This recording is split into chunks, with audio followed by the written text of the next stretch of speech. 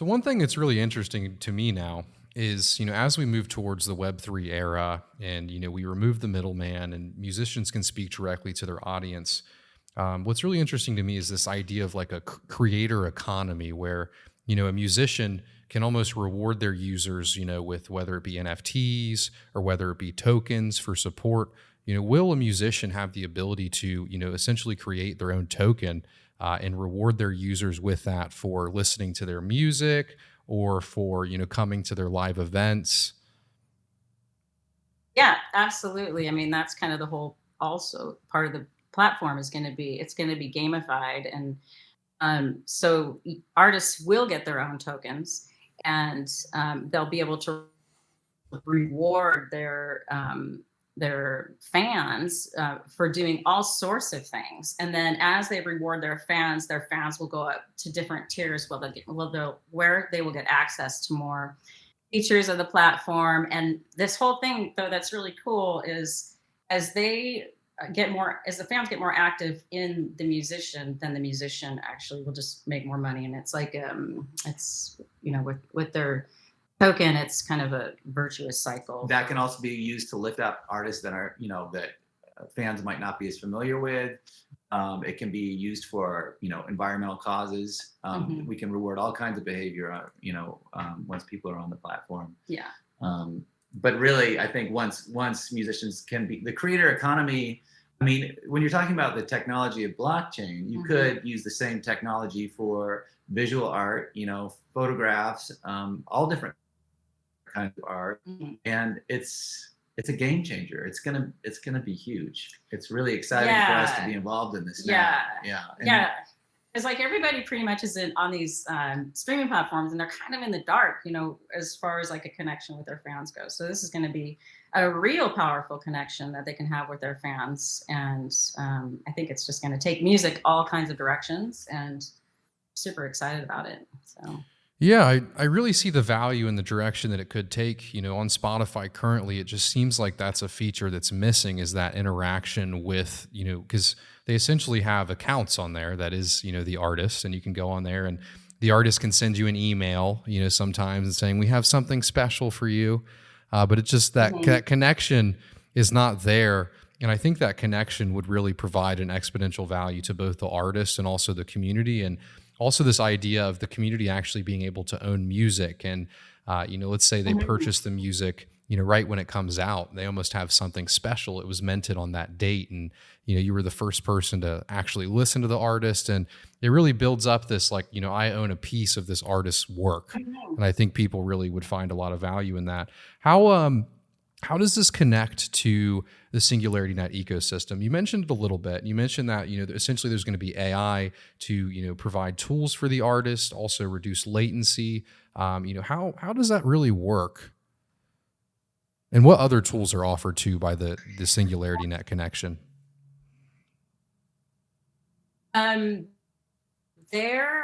going to have a whole data music repository that we can offer thanks to Singularity Net.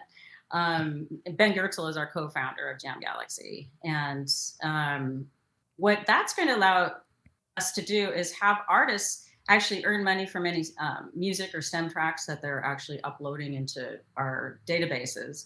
And then we're going to have also a developer type platform where independent developers can come in and work on different music AI tools that we can kind of see from the crowd, like what's most important to them. Like, is it generating lyrics? Is it generating chord changes? Is it mastering? Is it mixing? Is it, like all these different things? Like, we can be working with all the communities to see what is most important to them.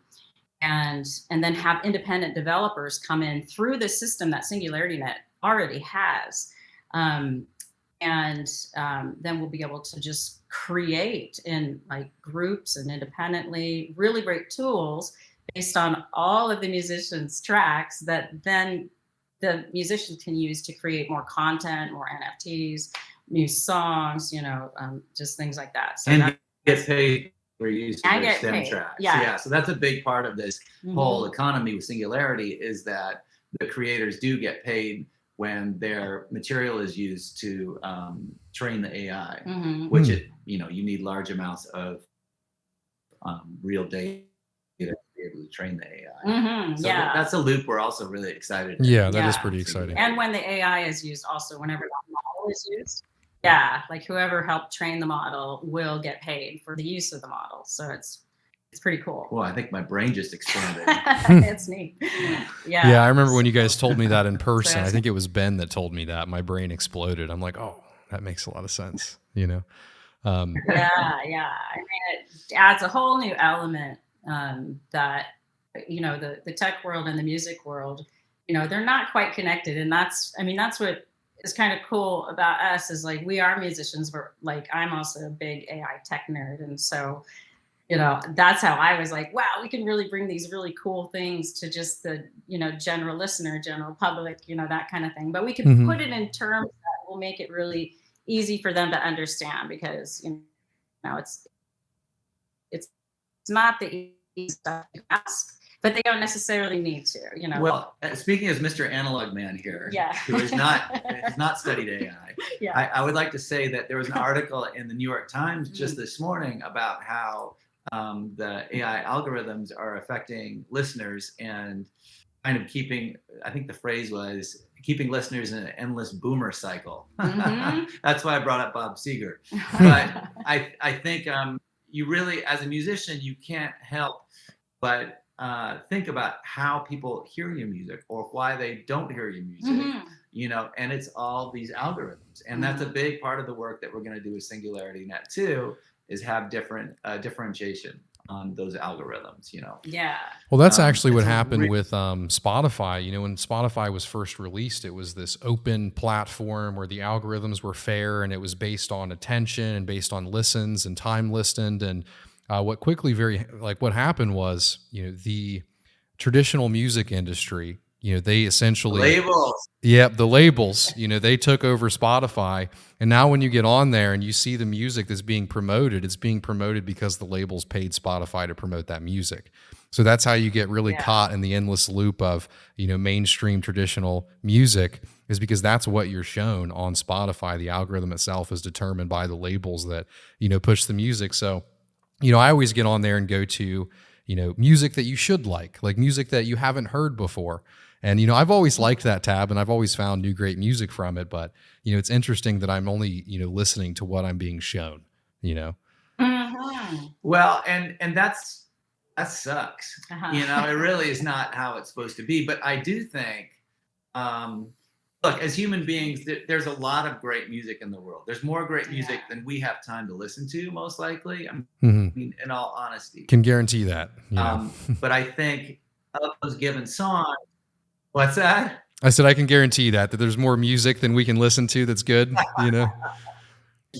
But that being said, there's no reason why you should be, people tend to get funneled into when they go through, like, let's say an extreme life experience and they listen to that one great breakup record. And then that breakup record is always there for you. You always go back and like, I want to be sad. I want to hear the sad song, that will always be part of, the human consciousness and how we experience music.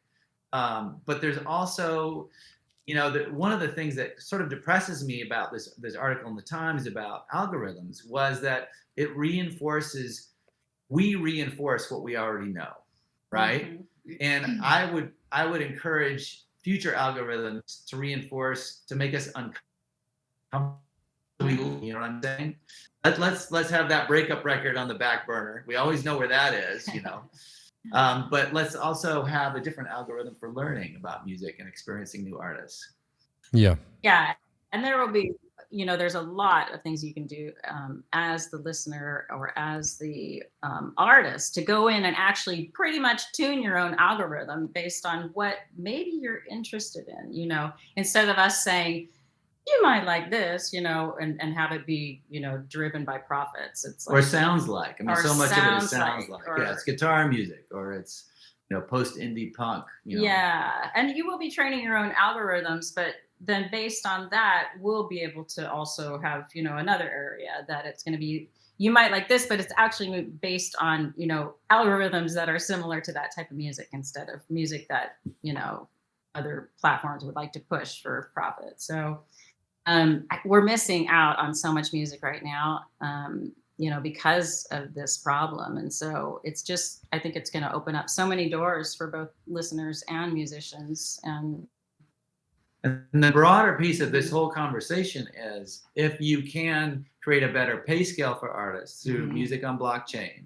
you can cultivate a broader field of artists and broader music. At the same time, you're introducing a broader listenership to a broader group of artists. I mean, I think it's really exciting in a creative way for, what humanity has to offer. Yeah. Yeah, it's really exciting to me, especially after flying to Seattle and meeting the team and seeing the passion, from you guys about what you're working on. And, I must say, I'm really thrilled to, see this be built out and see the value be brought to both, the listeners and the musicians, moving forward. Okay. Yeah. Thanks.